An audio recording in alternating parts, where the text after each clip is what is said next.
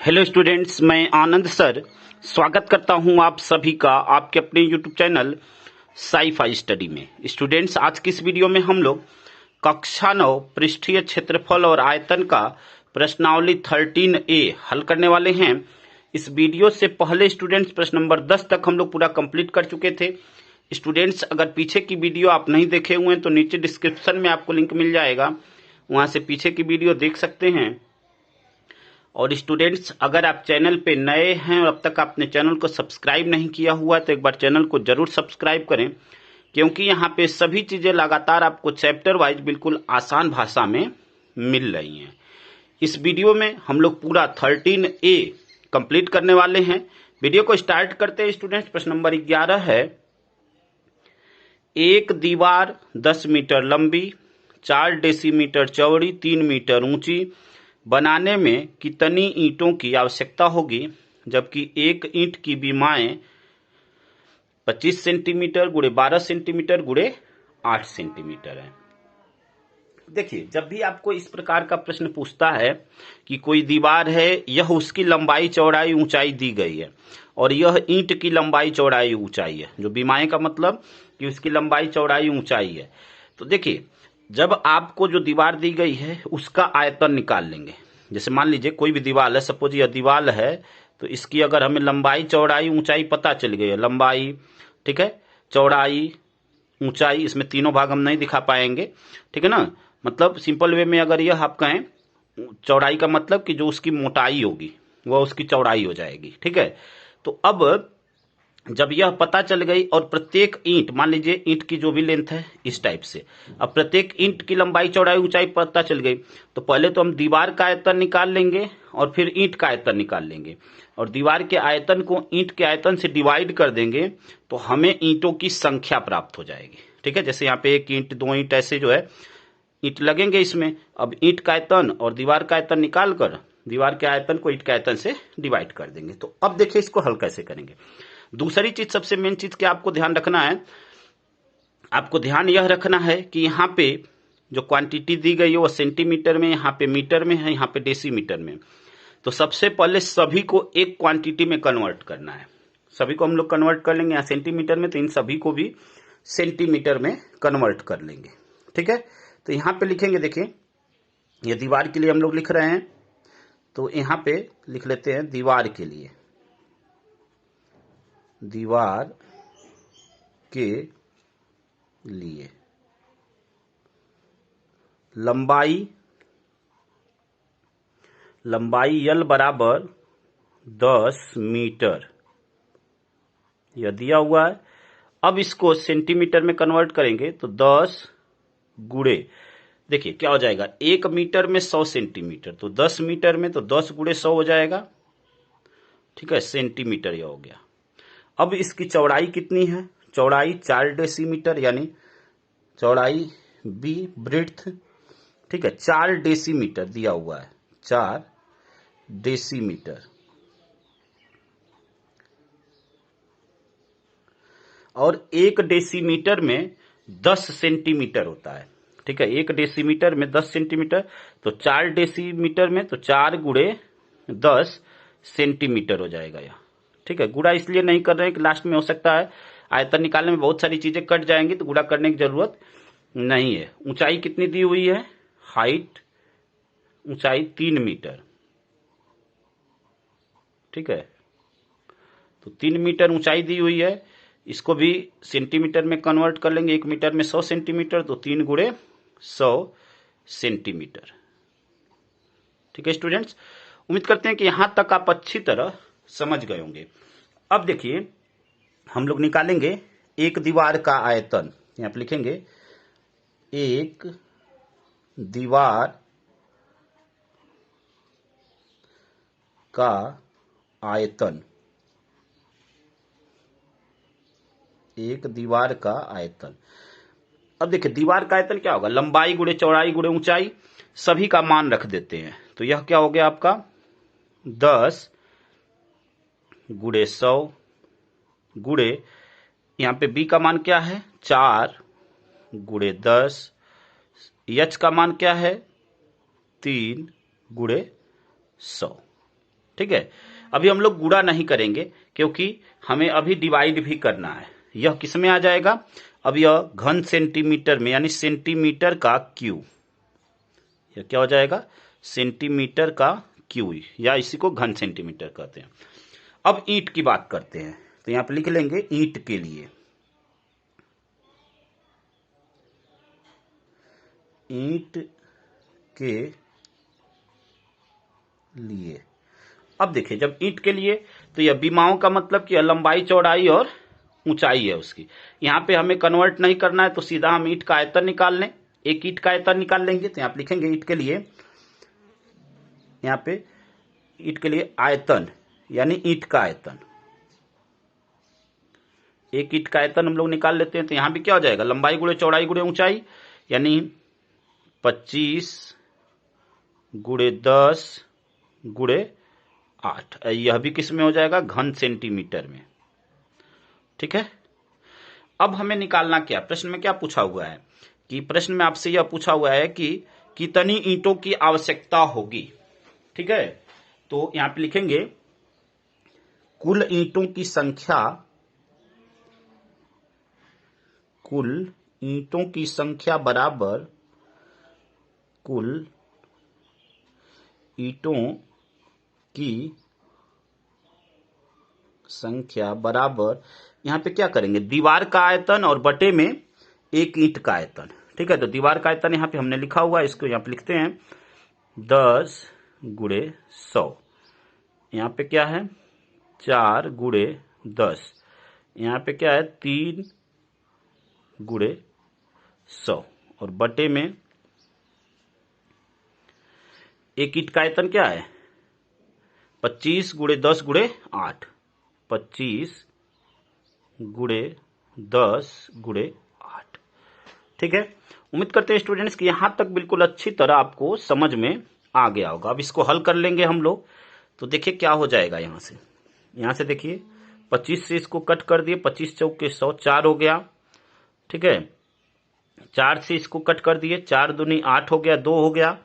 यहां 10 से 10 कट गया, 2 से इसको कट कर दिए, 5 हो गया। अब सभी का गुणा कर लेंगे। तो देखिए गुणा करेंगे तो क्या हो जाएगा? देखिए यहां पे क्या हो जाएगा आपका? 100 का 5 में गुणा तो 500 हो जाएगा। 500 में 4 का गुणा तो 2000। ठीक है। और हाँ, तो यहां पे क्या हो जाएगा अब आपका? देखिए यहां पे एक मिस्टेक हो गया स्टूडेंट्स, यहां पे 12 है। ठीक है। हम लोगों ने क्या लिख दिया है? 10 लिख दिया, तो यह 12 है, ध्यान रखिएगा। यहाँ पे क्या लिखेंगे? 12, माफी चाहेंगे इसके लिए। अब यहाँ पे जब 12 है तो देखिए थोड़ा सा चेंज हो जाएगा। यहाँ पे 25 चौके 100, 4 हुआ, 4 दूनी 8, 2, और 2 से इसको कट किए, 5 हो गया। ठीक है। अब यह क्या हो जाएगा? यहाँ पे 12 होगा तो 2 छके 12, 6, और यह 2 पचे 10, 5 हो जाएगा। अब 3 से इसको कट कर देंगे, 3 दूनी 6, और 2 से यहाँ पे इसको कट कर देंगे तो यह क्या हो जाएगा? 50 हो जाएगा। अब गुणा कर लेंगे, जो जो चीजें बची। यहाँ पे क्या बची? 5 बचा, 5 गुणे यहाँ पे क्या बचा? 50 गुणे यहाँ पे क्या बचा? 4 गुणे यहाँ पे क्या बचा? 5।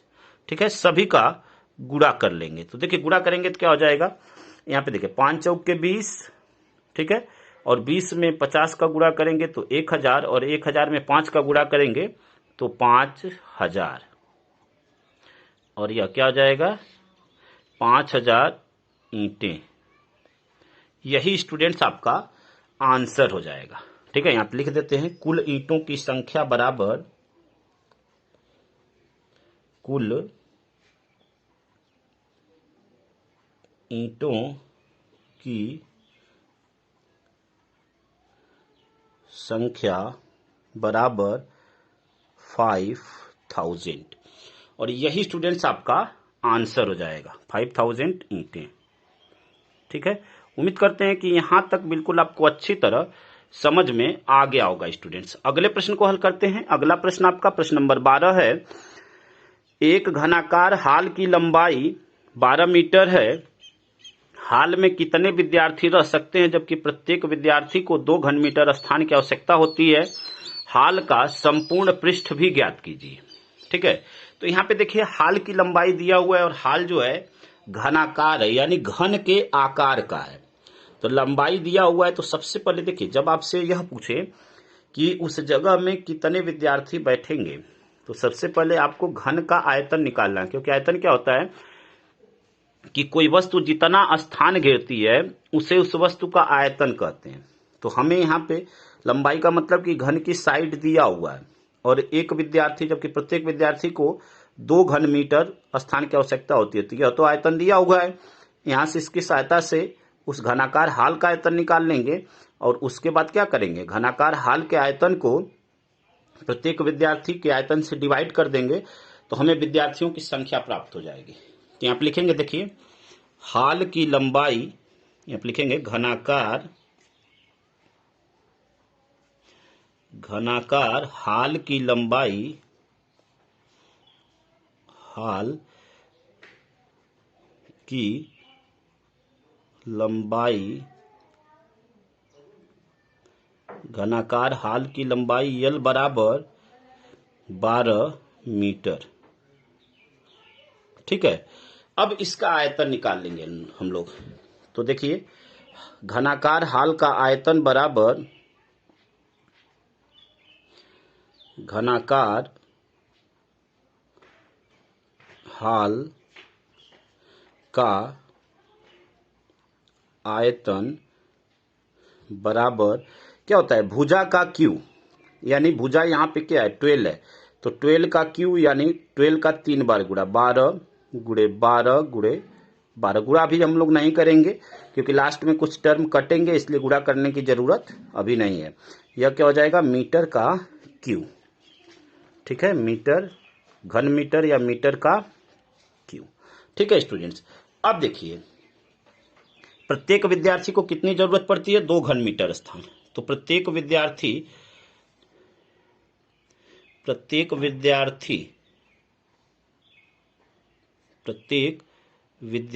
का स्थान, प्रत्येक विद्यार्थी के लिए स्थान बराबर क्या हो जाएगा, 2 घन मीटर। ठीक है, अब आपसे प्रश्न में क्या पूछा हुआ है जबकि प्रत्येक विद्यार्थी को इतना मीटर स्थान की आवश्यकता होती है, एक तो संपूर्ण पृष्ठ निकालना है और इस हाल में कितने विद्यार्थी बैठ सकते हैं। तो यहां पे लिखेंगे कुल विद्यार्थियों की संख्या बराबर कुल विद्यार्थियों की संख्या बराबर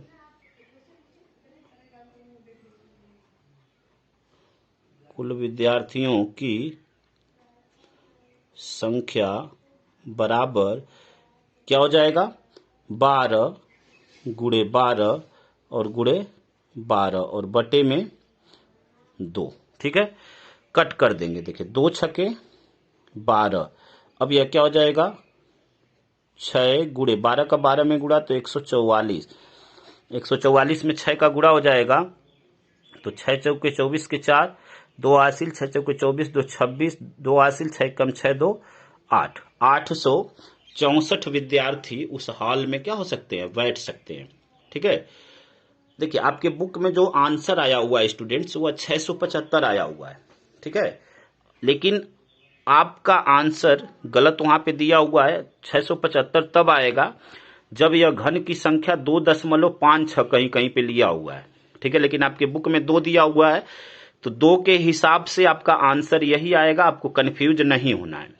ठीक है, आपके बुक में आंसर 675 दिया हुआ है और वह कैलकुलेट तब किया है जब 2.56 यह होगा, लेकिन 2 घन मीटर अगर हम लेते हैं तो आंसर यही आएगा, आपको बिल्कुल भी कंफ्यूज नहीं होना है। ठीक है, उम्मीद करते हैं कि इस बात को आप समझ गए होंगे। यहाँ पे 864 छात्र।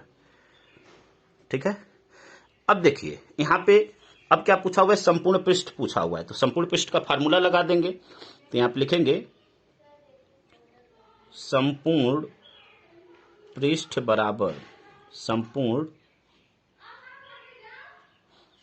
बराबर क्या होता है फार्मूला, 6a स्क्वायर। ठीक है, ए या यल बात एक ही है, यहाँ पे ए हमने लिख दिया, ठीक है ना। यहाँ पे उसकी भुजा जो है क्या है, 12 मीटर है, ठीक है। तो यहाँ पे मान रख देते हैं 6 गुणे ए का मान 12, यानी 12 और गुणे 12 गुणा कर लेंगे, 12 छाक 72 और गुणे 12, तो 12 दूनी 24 के 4 2 हासिल, 12 सते 84 और 2 86, ठीक है, 864, ठीक है स्टूडेंट्स। और यह किस में आएगा, वर्ग मीटर में, यह किस में आएगा, वर्ग मीटर में, क्योंकि क्षेत्रफल जो है क्या होता है, वर्ग मीटर में होता है, ठीक है। तो यही स्टूडेंट्स इसका आंसर हो जाएगा। दो आपसे आंसर पूछा हुआ है, दोनों को लिख देते हैं यहाँ पे। कुल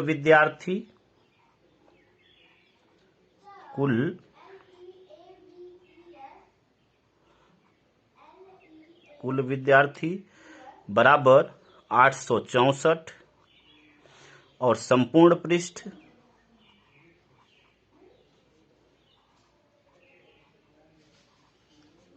यह भी क्या आया, 864 वर्ग मीटर या मीटर स्क्वायर, कुछ भी लिख सकते हैं आप, ठीक है।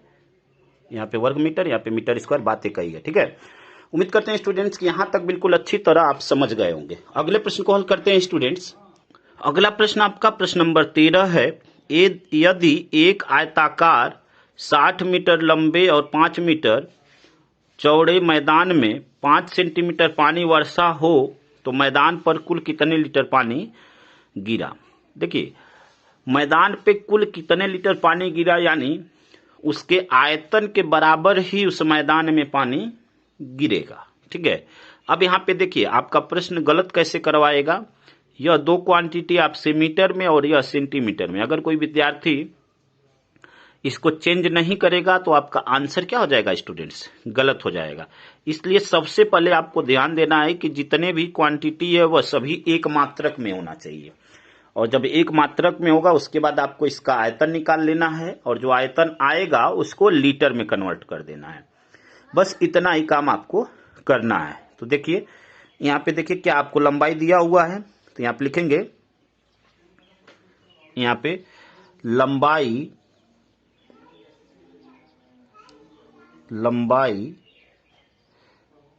यल बराबर 60 मीटर, लंबाई यल बराबर 60 मीटर, इसको सेंटीमीटर में कन्वर्ट कर लेंगे क्योंकि यह यहाँ पे सेंटीमीटर में, तो 60 गुणे 1 मीटर में 100 सेंटीमीटर, तो 60 मीटर में 60 गुणे 100, अब यह सेंटीमीटर में हो गया, ठीक है। फिर आपको क्या दिया हुआ है,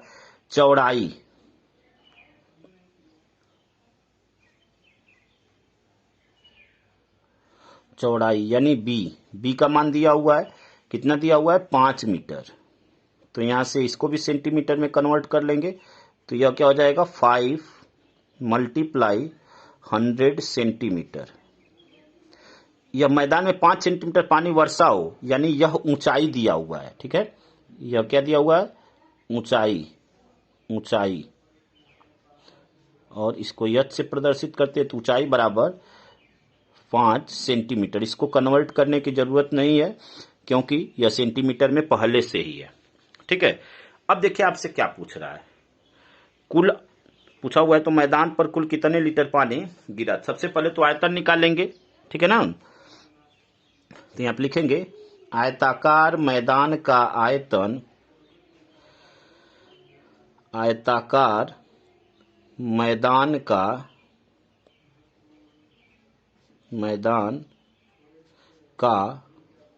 आयतन,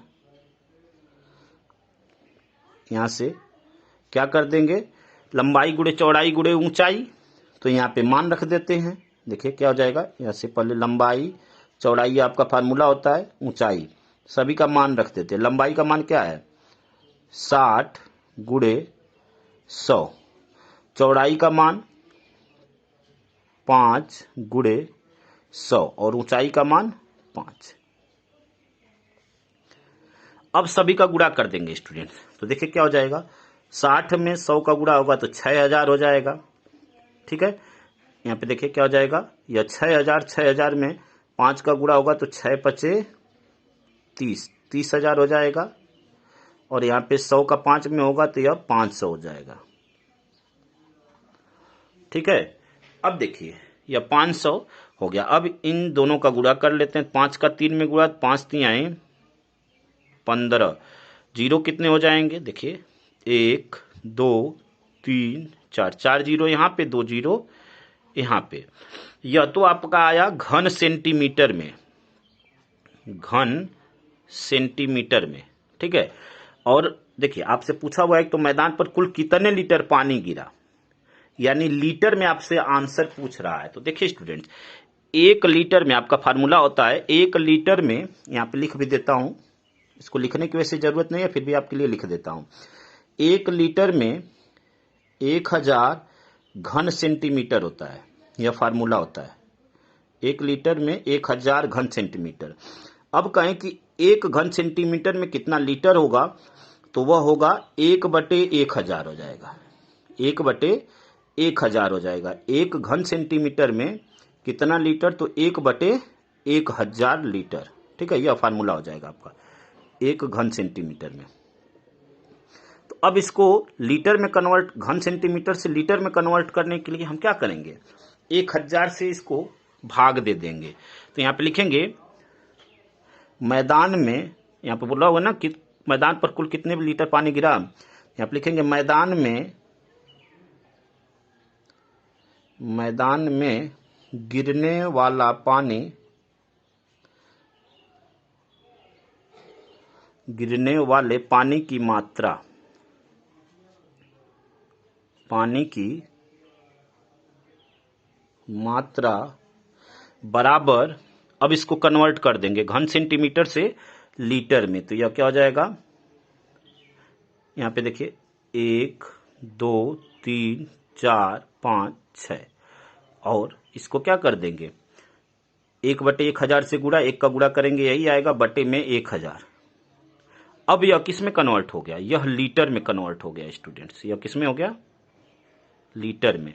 अब यहाँ 0 से 0 क्या हो गया, कट गया। अब यह बच आया कितना, 15000 लीटर।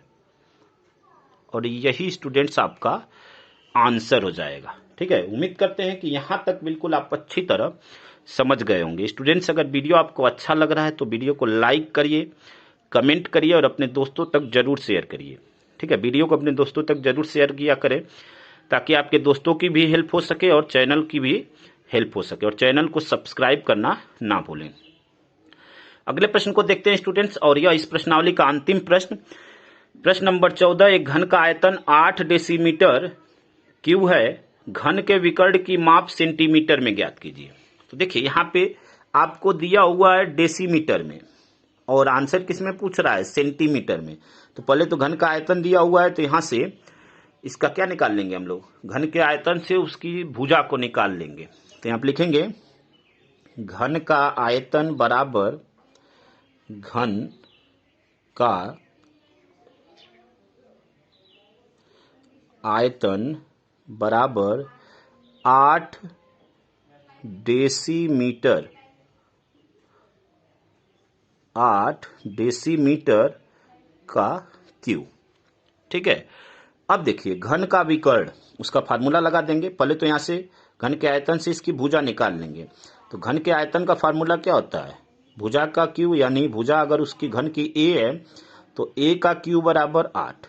ठीक है, a का मान निकाल लेंगे, यहां से इसका घनमूल ले लेंगे। 8 को हम क्या लिख सकते हैं, 2 गुणे 2 गुणे 2। अब यहाँ पे घनमूल लेना है तो 3 का, जब घनमूल लेना होता है 3 का जोड़ा जिसका बन जाता है वह कड़ी से बाहर हो जाएगा। तो यानी यहाँ पे 2 का जोड़ा बन जा रहा है 3 का, 3 बार। ठीक है ना, 3 2 बार आया हुआ, 2 3 बार आया हुआ है, तो यहाँ पे इसका जोड़ा बन गया। तो a का मान क्या आ गया, 2। 2 की संख्या 3 बार है, तो घनमूल लेते समय 3 का जोड़ा बनाते, 3 का जोड़ा बन जाएगा, बाहर हो गया 2। और यह किस में आया, डेसीमीटर में, डेसीमीटर। ठीक है स्टूडेंट्स, अब देखिए a का मान आ गया। अब घन के विकर्ण का फार्मूला लगाएंगे। तो यहां पे लिखेंगे घन का विकर्ण। ठीक है, घन का विकर्ण। अब घन के विकर्ण का यहां से फार्मूला लगा लेंगे। तो घन का विकर्ण क्या होता है, ए करड़ी में 3, ए करड़ी में 3, यह स्टूडेंट्स फार्मूला होता है घन के विकर्ण का। ए का मान क्या आया हुआ है 2, 2 करड़ी में 3, यह किस में आया डेसीमीटर में, किस में आया डेसीमीटर में। आंसर किस में पूछा हुआ है आपसे सेंटीमीटर में। तो देखिए 1 डेसीमीटर में 10 सेंटीमीटर होता है, 1 डेसीमीटर में 10 सेंटीमीटर होता है, यानी 10 का इसमें गुणा कर देंगे तो 10 गुणे 2 करड़ी में 3। अब यह सेंटीमीटर में हो गया, यह हो क्या जाएगा 10 दूनी 20, यानी 20 करड़ी में 3 और यह सेंटीमीटर। ठीक है स्टूडेंट्स, यही आपका आंसर हो जाएगा। यहां पर लिख देंगे घन का विकर्ण, घन का विकर्ण। यही स्टूडेंट्स आपका आंसर हो जाएगा 20 करड़ी में 3 सेंटीमीटर। तो उम्मीद करते हैं स्टूडेंट्स की प्रत्येक प्रश्न आपको अच्छी तरह समझ में आ गया होगा। स्टूडेंट्स इसी के साथ यह पूरा प्रश्नावली आपका समाप्त हुआ। स्टूडेंट्स अगर वीडियो आपको अच्छा लगा तो वीडियो को लाइक करिए, कमेंट करिए, अपने दोस्तों तक अधिक से अधिक मात्रा में शेयर करिए और चैनल को जरूर सब्सक्राइब करिए। धन्यवाद स्टूडेंट्स, जय हिंद जय भारत। साथ ही साथ आपको एक बात और बता दें कि जैसे यह सिलेबस कंप्लीट होगा आपका 10th का सिलेबस इस चैनल पे चालू होने वाला है, इसलिए चैनल को जरूर सब्सक्राइब करें स्टूडेंट्स। धन्यवाद।